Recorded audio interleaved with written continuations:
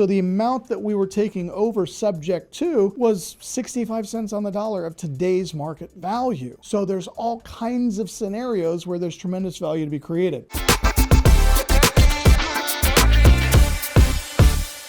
What is subject to? Subject to is a method where an investor takes over the existing mortgage payments of a homeowner without formally assuming the loan. Now, in your notes, guys, I want you to write this down, okay?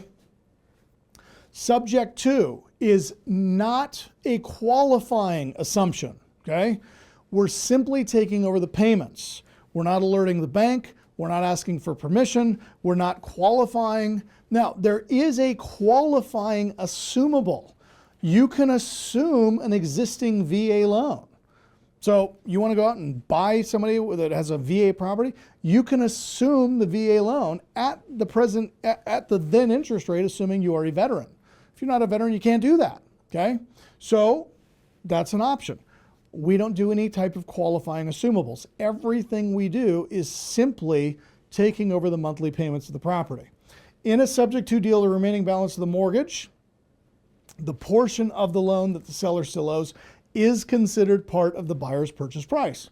In other words, the seller's debt is counted against the agreed upon price, since the buyer will now be subject to the debt. Now, I'm going to give you guys some case studies here in just a moment, because as a company, we are doubling down on our subject to deals, because there's a lot of really great mortgage loans out there at 2.5% and 3% and 3.5%, and prices have gone up higher than they were in 2021 and 2022. So a lot of these homeowners have equity.